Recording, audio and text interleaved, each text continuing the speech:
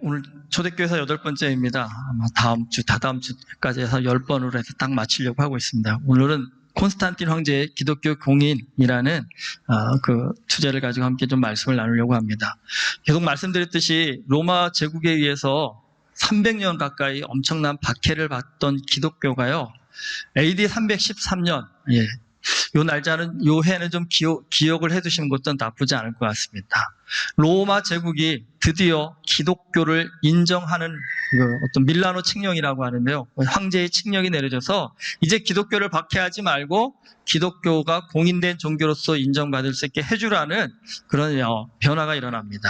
근데 여러분, 이 칙령을 내린 황제가 누구냐 하면 바로 콘스탄틴 황제입니다. 콘스탄티누스라고도 하는데 보통 콘스탄틴 대제라고 합니다. 여러분, 로마 제국의 기독교 공인이라는 이 사건은요, 정말 기적 같은 일이었습니다. 놀라운 사건이었습니다. 여러분, 300년 동안 박해가 이어졌습니다. 한번 상상해 보십시오. 그 300년 동안에 살던 그리스도인들 가운데는요, 아무도 상상을 못했습니다. 로마가 기독교를 과연 공인할 수 있을 것인가. 여러분, 일제 36년이라고 하잖아요. 36년이 끝난 다음에 친일파를 처단하자고 해서 많은 친일파들이 공개석상으로 나왔습니다. 많은 사람들이 물어봤습니다. 당신은 왜 이렇게 친일 행위를 했습니까? 근데 그들이 다 공통적으로 이런 얘기를 했답니다. 일제 식민 통치가 끝날 거라고 상상을 못했답니다.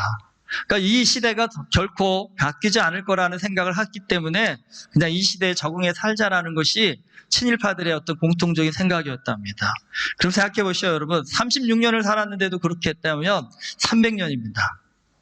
기독교인들 가운데 이 시대가 바뀔 것이다, 새로운 세상이 올 것이다, 여러분 쉽게 상상 못했다라는 것, 여러분 충분히 이해가 가실 겁니다. 그런데 여러분, 상상치 못했던 그 일이 이루어졌습니다. 근데 이게 우리의 삶으로 한번 적응해 보면, 여러분 살다 보면 다 어려운 순간들을 만납니다. 어린 자녀를 낳아 키우는 것도 사실은 어려운 일입니다, 사실은요.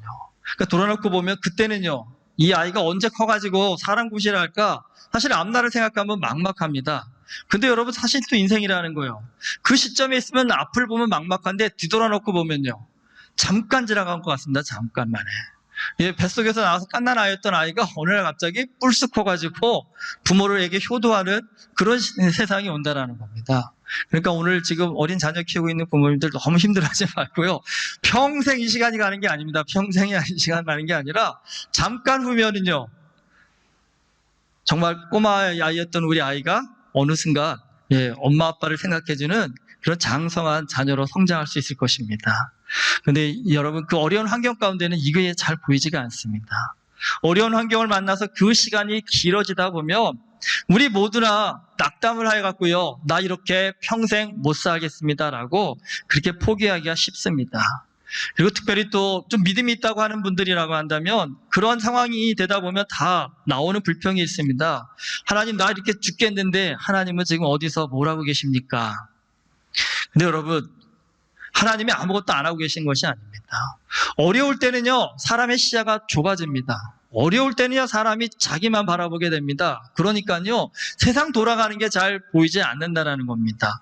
하나님이 어디서 뭘 하고 계시냐고 따져 묻지만, 여러분, 그때에도요, 내 눈에는 잘 보이지 않지만 하나님께서요, 아무 일도 안 하고 계신 것이 아니라는 겁니다. 하나님은 여전히요, 역사의 주관자가 되셔서 세상을 변화시키는 큰 일들을 준비하고 계신다는 사실입니다. 그렇기 때문에 여러분, 오늘 말씀에도 보이겠지만 어려운 일을, 세상 사람들이 우리를 다 미워하지만 그 어려운 일을 만날 때 그리스도인이 해야 할 가장 중요한 사명, 여러분 꼭 좀 기억하십시오. 버티고 견디는 것입니다. 버티고 견디면요, 여러분, 하나님께서 하나님의 때에 하나님의 역사, 하나님의 또 귀한 은혜를 우리에게 허락해 주신다는 사실입니다. 네, 사실 이게 말이 쉽지 어려운 일이긴 합니다.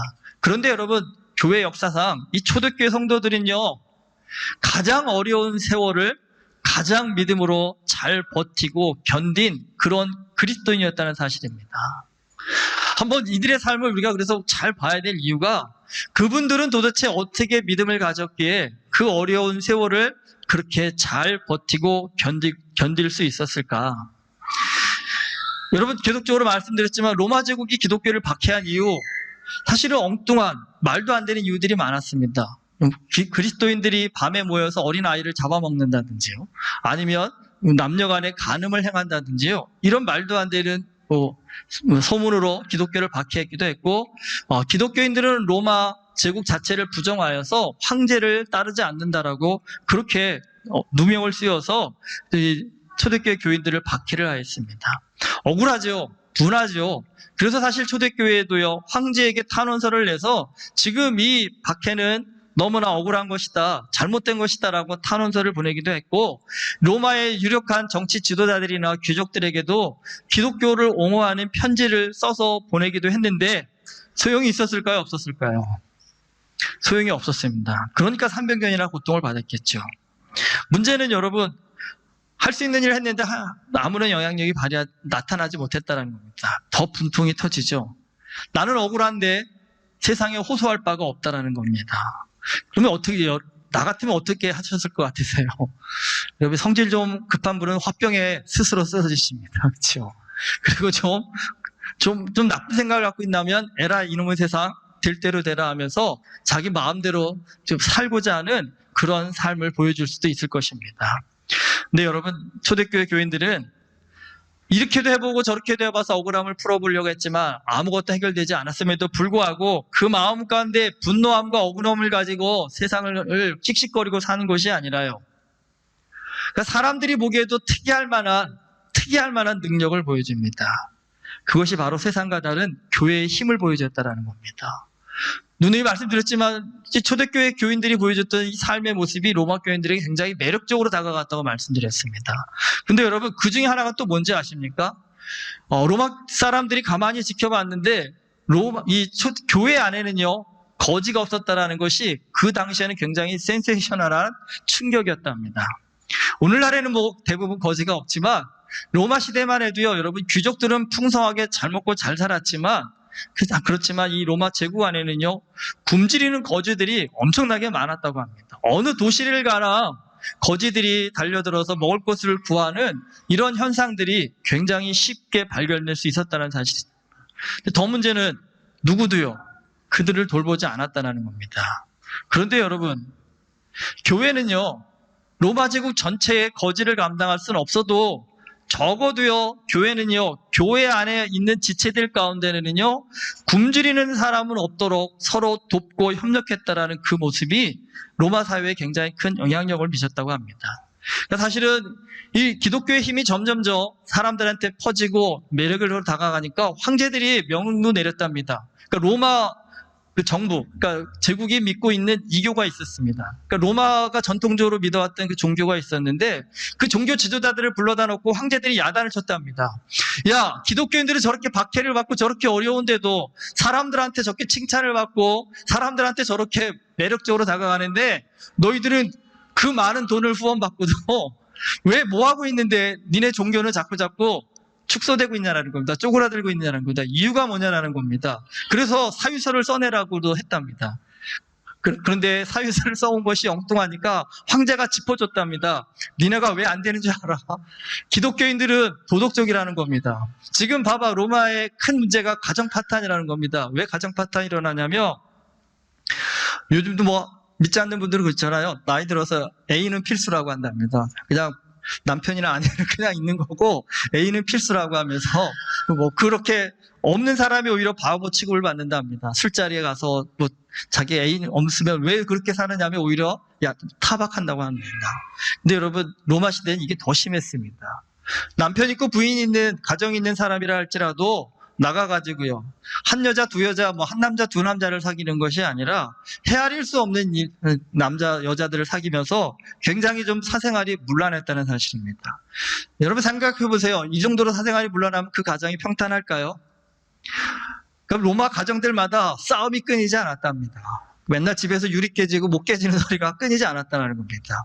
그리고 남편이 아내를 패고 아내가 남편을 살해하고 이런 일들이 수도 없이 일어났다는 겁니다. 너무 많은 가정들이 그러다 보니까 이러다가 로마가 무너지겠다 해갖고 로마 가정을 좀 바로 세워야겠다고 해서 황제가 칙령을 내려서 이제부터 좀 바람 그만 펴라.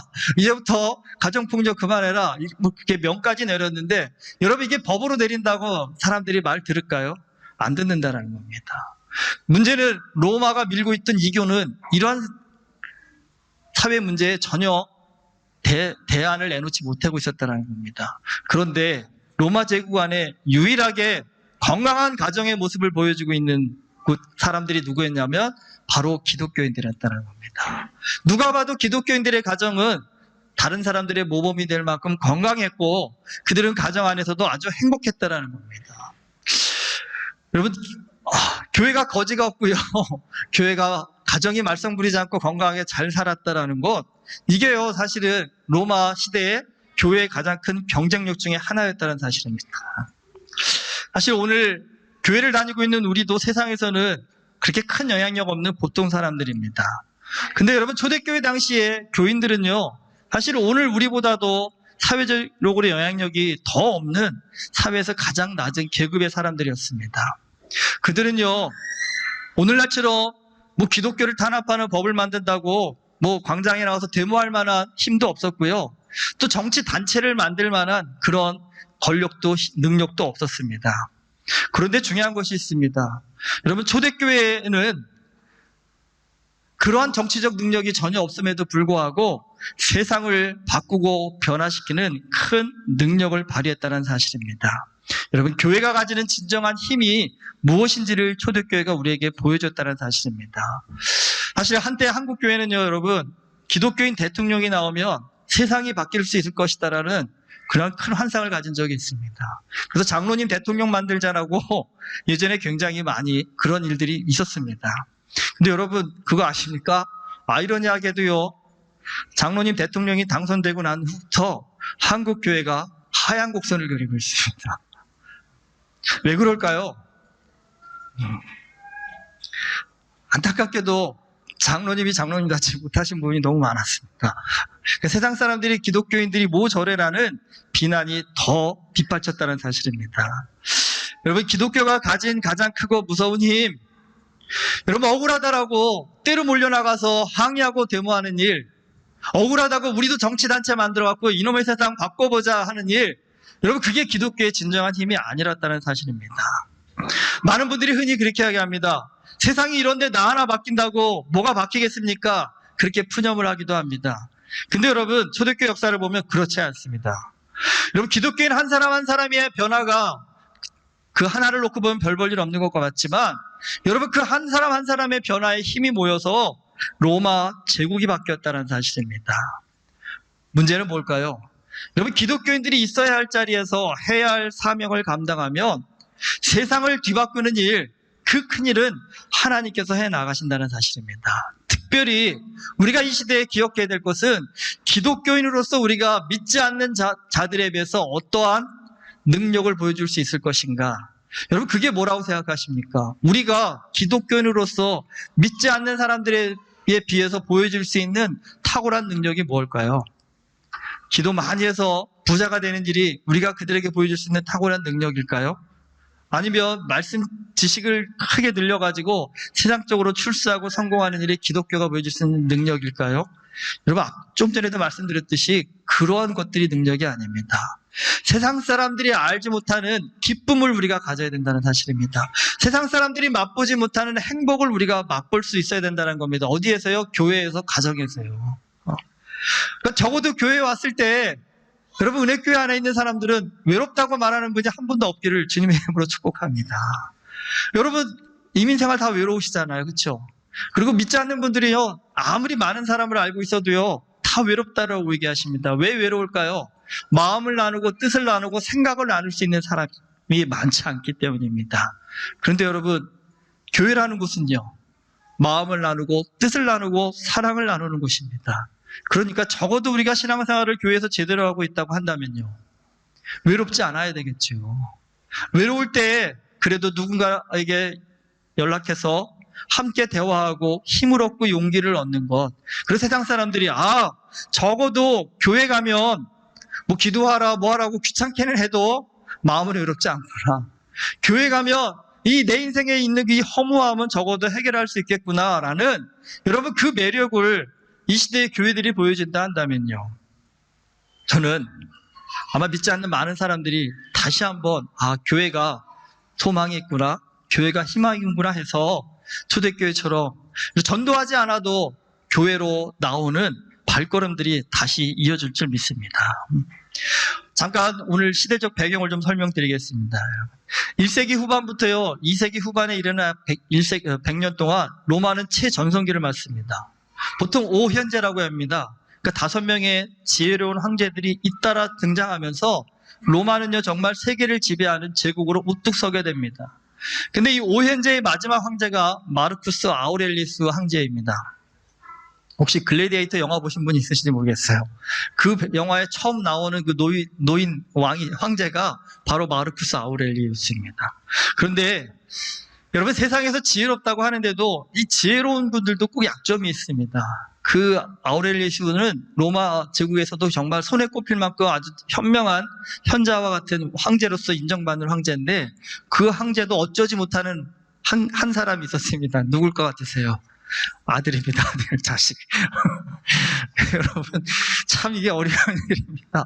그런데 아무리 이게 인생이 잘났다고 해도 자식만큼은 어떻게 잘 안 되더라고요. 그러니까 제일 또 안타까운 게 뭐냐면, 사실 부모가 못났어도 자식이 잘 되면 그래도 노년에 좀 만족스럽고 그래도 뭔가 행복한데, 제일 안타까울 때가 뭐냐면 부모는 잘났는데요, 노후에 이 자식이 못나서요, 자식이 부모의 근심이 되면 사실 그 부모가 살아왔던 인생의 모든 어떤 성과나 이 열매들이 없어져 버리는 그런 일들을 많이 보게 됩니다.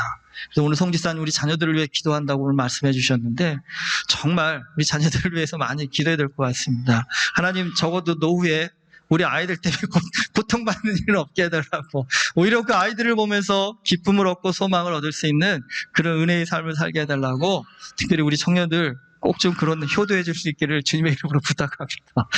알았죠, 효빈아? 아우렐리우스 황제의 아들이 콤모두스랍니다. 근데 이 사람이 약간 이게 좀 자기 과시욕이 있었달까요? 자기가 헤라클레스의 화신이라고 이렇게 여겼답니다. 그래서 자기가 검투사로 분장을 해갖고요, 투기장에 나가서 직접 싸우기도 했답니다. 생각해보세요, 여러분. 약간 이게 정신분열증이잖아요. 황제라는 사람이 이렇게 사니까 정치를 어떻게 하셨을 건지 충분히 짐작이 가실 겁니다. 로마는 모든 정치가 원로원을 통해 이루어지거든요. 그러니까 황제는 원로원을 얼마나 잘 움직이냐에 따라서 탁월한 황제가 되느냐, 그렇지 못한 황제가 결정이 되는데, 이 콤모두스 황제는 원로원을 완전히 무시하고요, 자기 멋대로 정치를 펼친답니다. 그러다가 결국은 어떻게 하면 살해를 당합니다. 누구한테 살해를 당했냐면 자기 부하하고 첩에 의해서 욕실에서 살해를 당했다고 합니다. 어쨌든 권력이 공백이 생겨서 이때부터요, 로마는 권력 다툼이 엄청나게 심한 시대가 됩니다. 235년부터 284년까지 불과 50년 동안 26명의 황제가 난립하는 그런 시대를 겪게 된답니다. 그런데 이 혼란한 시대를 격려한 황제가 있는데, 아이러니하게도 이 황제가 기독교를 가장 악랄하게 박해했던 황제입니다. 디오클레티안이라는 황제인데요, 이 사람은 사실 입지전적인 인물이라 병사로 시작을 했습니다. 그러니까 별 볼 일 없는 사람이었는데, 워낙 전쟁터에서 탁월한 능력을 발휘해서 나중에는 황제까지 오른답니다. 그래서 자기가 황제에 올랐음에도 불구하고 능력이 없는 사람이 아니라 가만히 보니까 제국이 너무 넓어서 황제 혼자가 다 통치하기 너무 어려웠다는 겁니다. 그래서 제국을 4개로 분할을 한답니다. 그리고 자기 밑에 고향 동료였던 막시미아누스라는 사람을 제2정제, 일종의 부황제로 임명하고요, 또 황제와 부황제 밑에 각각의 부제를 두어서 이 4사람이 4지역을 통치하는 구조를 만들었다는 겁니다. 근데 여러분, 그 2명의 부제 중 한 사람이 누구냐 하면 콘스탄틴 황제의 아버지, 이름이 다 비슷한데 콘스탄티우스입니다. 그러니까 근데 참 아이러니하게도 콘스탄티우스의 결혼한 여자가 헬레나인데, 이게 콘스탄틴 황제의 그 어머니입니다. 근데 이 헬레나라는 여자는 서아시아의 아주 시골 마을에서 태어난 여자랍니다. 근데 콘스탄티우스가 군인이었는데, 이 군인으로 소아시아에 가서 근무하다가 이 헬레나라는 여인을 만나서 결혼을 합니다. 그리고 물론 그 당시엔 부인이 한 명만은 아니었지만, 어쨌든 이 헬레나라는 여인은 사실은 이렇게 귀족으로까지 올라갈 만한 그 위치의 사람이 아니었는데도 불구하고, 사실 하나님의 역사의 시작이 여기서부터 시작이 되는 겁니다. 콘스탄티우스가 소아시아에 간 것, 또 그곳에 여러분 여자가 한둘이 있겠습니까? 그 많은 여자 중에 헬레나라는 여인을 만난 것. 근데 이 헬레나라는 여인이 기독교인이었다는 사실이거든요. 그러니까 나중에 콘스탄틴이 기독교를 공인한 일서 어머니의 역할이 굉장히 중요합니다, 사실은요. 근데 어쨌든 이 디오클레티안 황제와 막시미아누스가 이게 물러나면서 자기 밑에 부하했던 이 부제에게 나라를 물려줍니다. 황제의 자리를. 근데 이게 그 밑에 있던 부하들이 사실 그렇잖아요. 고만고만한데 나랑 평소에 비슷하게 생각했던 애가 오늘날 갑자기 나보다 높은 지위에 올라가니까 인정하지 못하겠다고 해서 여기저기서 반란이 일어난답니다. 그래서 이제 내전이 일어난 겁니다. 누가 황제의 자리를 차지할 것인가. 그런데 이 내전에서 콘스탄티우스가 죽습니다. 그런데 이제 그의 아들이 콘스탄틴이 아버지를 뒤이어서 참전을 해서 이제 전쟁에서 이기면 황제가 되는 거고 전쟁에서 지면 죽는 그런 어떤 절대절명의 전쟁을 펼쳐나갑니다. 그런데 콘스탄틴이 나름 전쟁을 잘 수행을 해서 이제 로마까지 진군해서요, 마지막 큰 전투를 이제 한 번만 이기면 이제 자신이 로마의 황제에 등극할 수 있는 굉장히 중요한 전투를 앞에 두고 가고 있는데 콘스탄틴에게 한밤중에요, 예수님이 꿈에 나타나셨답니다. 그리고 이 당시에 로마의 군대의 군기라는 것은 로마의 우상들을 그려놓는 것이 일반적이었는데 예수님께서 십자가를 콘스탄틴에게 전해주면서 이 십자가를 네 군기에 그려놓고 나가 싸우면 내가 승리할 것이다 라는 그런 말씀을 주셨답니다. 그러니까 콘스탄틴이 꿈에서 깨어나서 그 십자가가 너무 뚜렷하게 기억이 남아서 부하들에게 얘기했답니다. 지금 모든 군기를 걷어들이고 십자가를 그린 군기를 걸고 내일 전쟁터에 나갈 것이다 라고요. 사실 부하들이 듣기에는 이게 우리 군대의 전통인데 말도 안 되는 얘기입니다 했지만 콘스탄틴이 완강하게 그렇게 하라라고 얘기했는데 사실은 이 전투가 콘스탄틴의 부대가 월등하게 군사력이 앞서지 못했고 오히려 열세였다고 합니다. 그러니까 이게 이길지 말지 하는 그런 전쟁이었다는 사실입니다. 그런데 십자가 군기를 들고 나아간 이 콘스탄틴 부대가 자기보다도 훨씬 많은 상대 군대들을 무찌르고 극적인 승리를 거두어서 로마 제국의 황제가 되었다는 사실입니다. 왜 이 말씀을 자꾸 드리냐면 여러분 지금 황제의 마음이 바뀌어서 기독교가 공인이 된 거거든요. 근데 생각해 보십시오, 여러분. 오늘 우리가 대통령의 마음을 바꿔야 세상을 변화시킬 수 있다 한다면 과연 우리가 어떻게 가서 대통령의 마음을 바꿀 수 있을까요? 여러분, 호주 총리의 마음을 우리가 바꿀 수 있는 힘이 있을까요? 만날 수도 없어요, 사실. 그렇죠? 만나기도 어렵습니다. 그런데 그 일이 어떻게 이루어질 수 있을까요? 생각해 보십시오. 이 당시에 그리스도인들이 콘스탄틴 황제의 마음을 바꿔서 세상을 바꿔야지 했다 한다면 그거는 정말 말도 안 되는 꿈입니다. 그러니까 어려운 일이라기보다는 불가능한 일을 생각하는 겁니다. 근데 여러분, 사람한테는 불가능했던 그 일이 하나님에게는요, 아주 쉬운 일이었다는 사실입니다. 어떻게 쉬워요?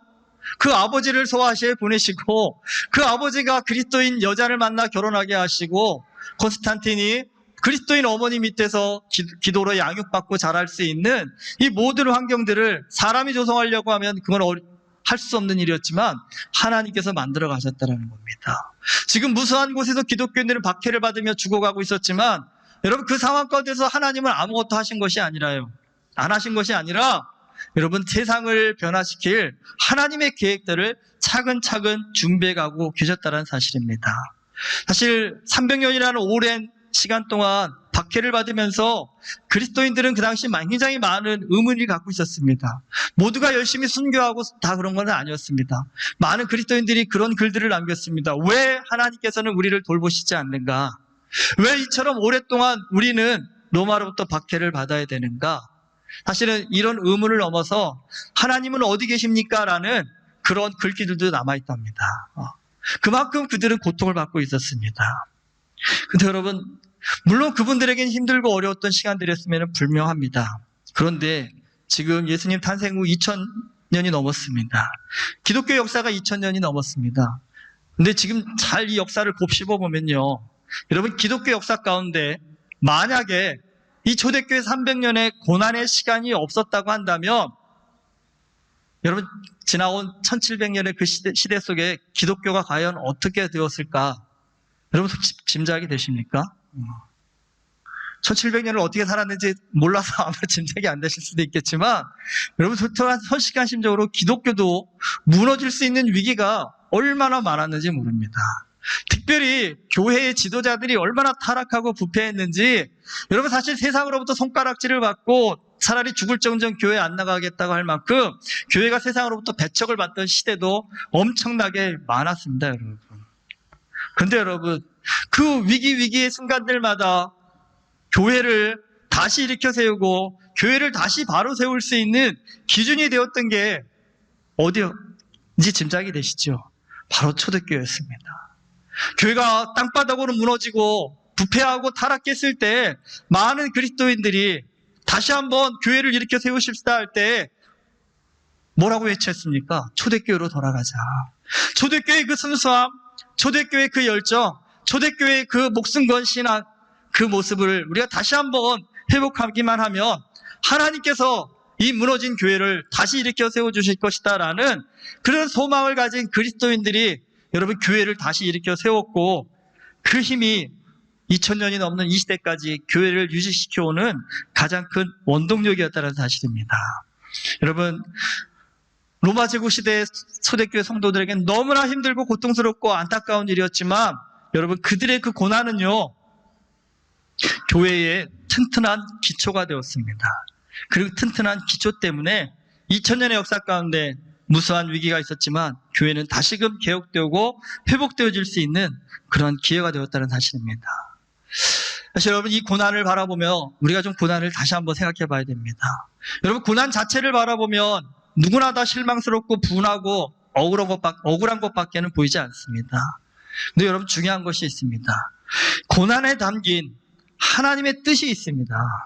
우리 모든 인생에 담겨져 있는 고난에는요, 하나님의 뜻이 있다는 사실입니다. 근데 여러분, 그 뜻이 보이지 않을 때는 억울하고 분하고 실망스럽지만, 여러분 그 고난에 담긴 뜻이 보여지기 시작하면 우리는 고난당하는 자가 아니라 사명자가 됩니다. 이 고난을 어떻게 이겨내는 것이 하나님의 영광을 드러내는 것인가 라고 고난을 대하는 태도가 달라지고요. 여러분, 고난을 대하는 태도가 달라질수록 세상은요, 그 사람을요, 달리 볼 수밖에 없습니다. 여러분, 세상에서도 존경받는 사람 보세요. 날 때부터 부잣집에서 태어나서 인생 고생 한 번도 안 한 사람 보고 사람들이 멋지다, 존경스럽다 얘기하지 않습니다. 누굴 존경할까요? 나 같으면 못 참았을 것 같은데, 나 같으면 죽었을 것 같은데 어떻게 그 어려움들을 이겨내셨습니까? 라며 모진 고난을 이겨낸 그 사람을 볼 때 세상도요, 존경스럽다라고, 당신의 인생에 경의를 표합니다라고 그렇게 얘기한다는 사실입니다. 여러분, 초대교회 성도들의 매력이 거기에 있었습니다.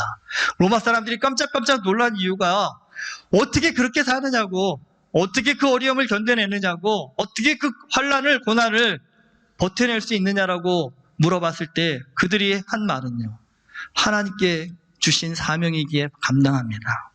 하나님께서 나에게 견디라고 하시기에 견디고 있습니다라고, 여러분, 믿지 않는 사람들은 상상할 수 없는 거룩한 뜻을 그 가슴에, 그 인생에 담았다는 사실입니다. 여러분, 인생이라는 것이 어떨 때 영향력을 갖추냐면요, 우리 인생이 거룩해지면요, 다른 사람에게 큰 영향력을 미치게 됩니다. 세상에는 거룩이 없습니다. 오로지 하나님 안에서만 거룩이 있기 때문입니다. 여러분, 비단 초대교회 성도들만을 통해서 하나님께서 그런 역사를 이루시는 것은 아닙니다. 하나님께서는 오늘 나를 통해서도 이런 놀라운 변화를 이루시기를 원하십니다. 여러분, 우리 많은 사람들이 생각하죠. 나만 힘든 것 같고 나만 고난이 있는 것 같다라고요. 요즘 저도 우리 예진이가 백인 친구들만 보면 짜증난다고. 걔는 다 가진 것 같은데 쟤네 무슨 고민이 있겠냐고. 자기 친구 중에 백인이고 공부도 잘하고 좋은 집안이고. 설명하다 저도 짜증이 나서 화를 막 내는데요. 걔도 어려움이 있다고, 걔도 고통이 있다고 그러면 따지더라고요. 무슨 어려움이 있고 무슨 고통이 있냐고. 자기가 보기엔 하나도 없는 것 같더라고. 안타깝습니다. 뭐 걔를 뒤집어 놓고 네가 가서 걔네 집 가서 살아봐 그럴 수도 없는 일이고요. 살아보면 알겠죠, 여러분. 어릴 땐 누구나 그렇잖아요. 부잣집에 있는 저 친구는 무슨 고민이 있을까? 근데 여러분, 부잣집에 있는 그 친구도 고민이 있습니다. 인생이라는 것이요, 목회를 해보니까 깨닫는 가장 큰 진리 중에 하나가, 많은 분들을 만나면 좀 인생의 자신들의 어떤 그 개인적인 얘기들을 많이 듣다 보니까요, 여러분, 인생에 고민 없는 분이 있을까요? 없더라고요. 고난 없는 분이 있을까요? 없습니다, 여러분. 여러분이 바라보는 저 사람은 뭐가 어려울까? 참 모든 거 다 가졌어 하시는 부러워할 만한 그 사람도 여러분 그 인생에 들어가서 대화를 깊이 나눠보시면요, 나보다 더 어려운 일들이 많습니다. 나는 그냥 눈물 한번 흘리고 꼭 참자 하면 해결할 문제를 갖고 있지만 그 사람은요, 그래도 해결되지 않는 그런 인생의 고통들이 다 있다는 사실입니다. 여러분, 그렇기 때문에 나만 겪는 고통이라고, 고난이라고 착각하지 마십시오. 누구나 겪는 고난입니다. 그런데 그 고난은 하나님께서 우리를 미워서 벌 주려고 주시는 것이 아니라 뭐라고요? 사명을 주시기 위해서 주신 사명이라는 겁니다. 그 고난을 통해서 우리가 거룩한 그리스도인으로서의 삶의 능력과 권세를 세상 가운데 보여주라고 우리에게 맡겨주신 사명이라는 사실입니다. 그렇기 때문에 여러분, 그 고난을 달리 해석하셔야 됩니다. 고난이 사명이다라고 여러분 이 믿음의 눈이 열려지기 시작하면 그 사람은 인생을 사는 거룩한 사명자가 됩니다. 말씀드렸죠? 거룩은 세상에 없는 능력이라고요. 그리스도인이 거룩한 사명자가 되어져서 세상 사람들이 감당하지 못하는 고난에 쩔쩔매고 있을 때 믿음의 능력을 가지고 그 고난을 달리 해석하고 그 고난을 통해서 하나님의 권세와 능력을 보여주기 시작할 때요, 여러분, 세상은 그 믿음의 사람을 통해서 도전을 받고 그 심령의 변화를 받고 하나님 앞으로 회개하고 돌아오는 역사가 일어나게 되는 것입니다. 많은 분들이 간혹 그렇게 얘기합니다. 아무리 힘쓰고 애써도 안 됩니다. 변화되지 않습니다라고 포기하는 분들이 종종 있습니다. 근데 여러분, 오늘 예수님이 말씀하셨죠? 끝까지 견디는 자는 구원을 얻는다라고요. 믿음이라는 것은 다른 데 있지 않습니다. 끝까지 버티고 견디는 것입니다. 콘스탄틴 황제를 통해서 기독교의 새로운 역사를 하나님이 예비하시고 역사하신 것처럼 내 인생의 313년, 그날이 올 때까지 여러분 견디고 버티는 것, 그게 그리스도인의 사명입니다. 여러분, 기독교 역사의 313년은 잊지 못하는 큰 전환점이라고 말씀드렸습니다. 그럼 오늘 한번 나한테도 적용해 보십시오. 내 인생의 전환점을 이룰 수 있는 313년, 그것은 어떤 사건일까? 그날까지 나는 또 어떻게 버티고 견뎌내는 그리스도인이 될 수 있을 것인가? 한번 오늘 우리 자신에게 좀 질문해 보셨으면 좋겠습니다. 여러분, 내 인생에 일어날 하나님 나라의 313년을 소망하면서 오늘 하루도 믿음으로 잘 버티고 견디신다면 하나님께서는 동일한 놀라운 역사를 우리의 삶 가운데도 허락해 줄 줄 믿습니다. 이 은혜의 주인공이 우리 모두 될 수 있기를 주님의 이름으로 축원합니다. 기도하시겠습니다. 하나님 아버지, 하나님은 우리가 생각할 수도 없고 상상할 수도 없는 놀라운 일을 이루시는 전능하신 하나님이십니다. 여러분, 그 하나님의 자녀로서 살아가는 우리입니다. 주님, 오늘 우리의 삶의 현실이 아무리 암담하고 어렵고 힘들다고 할지라도 포기하지 않게 하여 주시옵소서. 끝까지 견딜 수 있는 자가 되게 하여 주시옵소서. 끝까지 버틸 수 있는 자가 되게 하여 주시옵소서. 그래서 정말 313년의 콘스탄틴 황제를 통해서 이룰 수 없었던 기독교 공인이라는 놀라운 역사가 일어난 것처럼 오늘 우리의 삶 가운데도 313년 그 역사가 일어나게 하여 주시옵소서. 상상할 수 없었던, 기대할 수 없었던 하나님 나라의 놀라운 기적이 우리의 믿음의 견딤을 통해서 하나님 일어나는 복된 역사를 우리에게 허락하여 주시옵소서. 주님께서 함께 하시는 그날까지 버티고 견딜 수 있는 믿음의 능력을 우리에게 허락하여 주시옵소서. 예수 그리스도 이름으로 기도드립니다. 아멘.